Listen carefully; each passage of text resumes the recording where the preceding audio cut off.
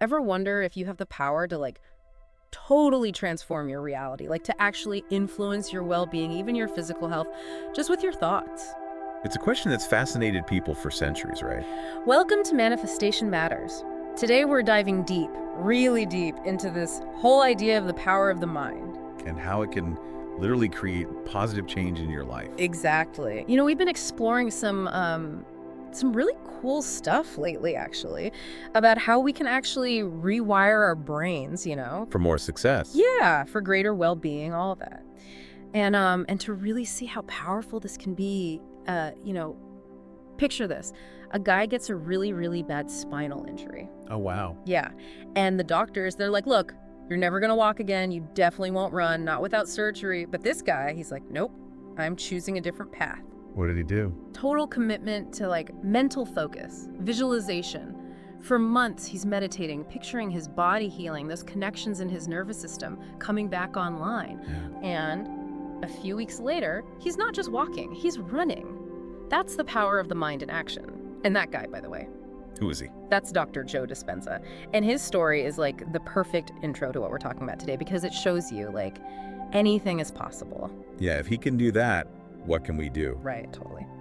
So our deep dive today, we're going to pull out the big aha moments about this power of thought, and most importantly, give you actual steps you can start using today. Love it. Consider this like your crash course in how to create change in your life. Sound good? Sounds great. Okay, All right. let's start with this. The mind-body connection. It's super tight, way more than people realize.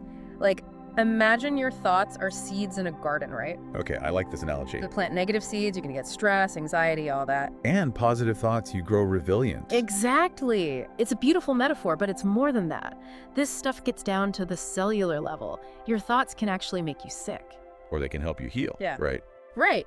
And it's because of how thoughts trigger things in your body. Like what? Give me the science here. When you're stressed or angry or sad, your body releases these hormones.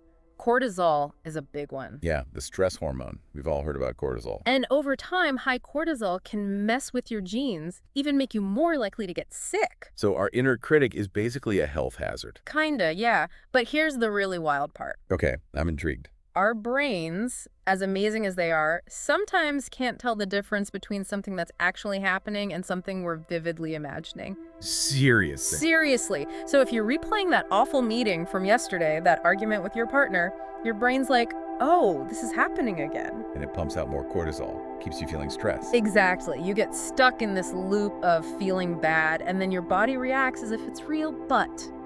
And this is the big but. There's always a but. If your brain can't tell the difference between real and imagined, then imagine the power of envisioning good things. Okay, so instead of dwelling on the past, we can use our imagination to create a better future. Exactly. You imagine yourself succeeding, feeling healthy, being surrounded by love, and your body starts to respond as if it's already true. That is so cool. So how do we actually make these changes happen, though? Our brains are kind of stuck in their ways, right? So true. We have these deeply ingrained habits. Like smoking or biting your nails, that kind of Yeah, too, but it goes way deeper. Deep. It's the thought patterns, the emotional reactions we have over and over, like that feeling of dread when your alarm goes off. thing? Yeah, I know that feeling. Or getting anxious when you see a work email. It's not just a one-time thing, it's a habit, a program running in the background. And we don't even realize we're doing it. Right, and get this, by the time we're 35, something like 95% of what we do, think, feel, it's all just these memorized behaviors. Wow, 95%. That's crazy. Yeah, like a scratched record playing the same song on repeat. So how do we change the record? How do we get off autopilot? That's where meditation comes in. Think of it like the key to your mind's operating system. Oh, I like that. You go in there and start rewriting the code. So meditation isn't just about relaxing. It's about changing our brains. It's about both, actually. But it's more than that. It's about tapping into what's called the quantum field, where all possibilities exist. Quantum field. Yeah, think of it like the realm of pure potential, where the future isn't fixed yet. Okay, this is getting pretty deep, I know, right? but I'm following you. So with meditation, we can actually disconnect from the fear circuits in our brain, the ones that keep us stuck in negativity, and start connecting to positive emotions. Joy, love, all that good stuff. Exactly. And then your body starts aligning with this new desired state, like If you want to be successful in your business, you don't just think about it, you feel the feeling of success. You embody it. Yes. And your brain starts building the neural pathways to support that success. It's like we're pre-paving the road to our goals. Exactly. And guess what? There's science backing this up. You ready for this? Hit me with it. There's a study about telomeres. Those are the things on the ends of our chromosomes. Yeah. Right. The ones that get shorter as we age. You got it. Well, in this study, people who meditated regularly for like 60 days, their telomeres actually got longer. Wait, so they were biologically getting younger? Some of them, yeah. They had like a 10-year reduction in biological age. That's wild. So meditation is basically the fountain of youth. Well, it's not magic, but it's pretty close. And the key they found was a combo of feeling those high-vibe emotions like love and gratitude and something called heart-brain coherence. Heart-brain coherence. What's that? Basically, it's when your heart and your brain are synced up, vibrating at the same frequency. It creates this harmony within you. Okay, that makes sense. So we've got the power to change, to heal, even to maybe reverse aging a little bit, but I'm guessing it's not always easy, right? Oh, definitely not. There's going to be resistance. It's like this uncomfortable moment where your mind and body are like, whoa, whoa, whoa, what are you doing? We liked things the way they were. Yeah. The familiar, even if it's not good for us, can feel safe. So true. It's like you try to start a new habit, wake up earlier, eat healthier, and your brain's like, nope, we're going back to bed, past the donuts.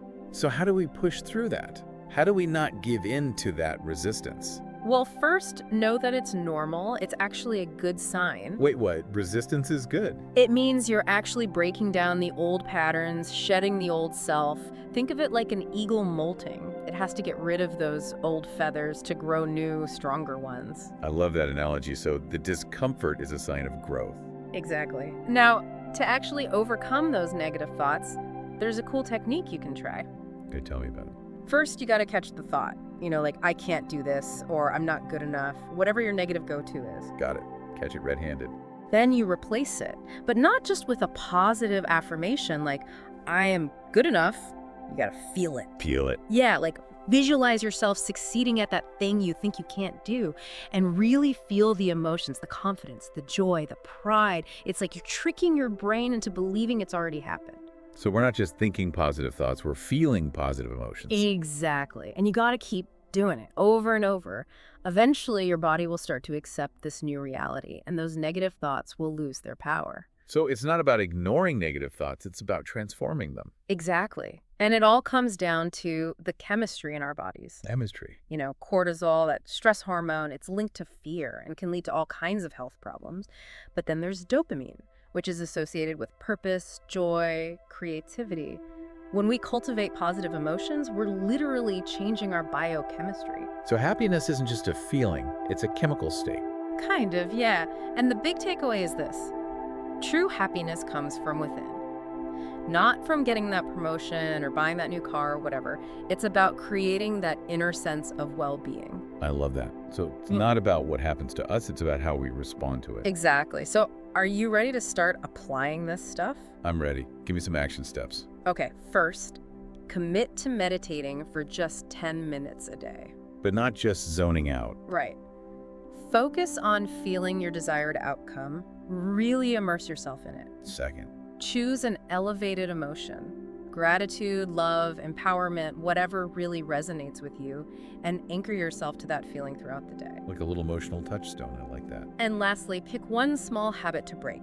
Something easy, like taking a different route to work or not checking your phone first thing in the morning. It's about proving to ourselves that we have the power to change. Exactly. So what if in 6 months you're a totally different person? More confident, more resilient, more joyful. Just imagine the possibilities. As Dr. Joe Dispenza says, you are the architect of your own destiny. So what are you going to build?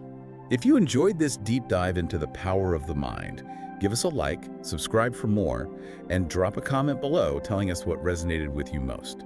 And don't forget to share this with anyone who might need to hear this message today. Thanks for listening. We'll see you next time.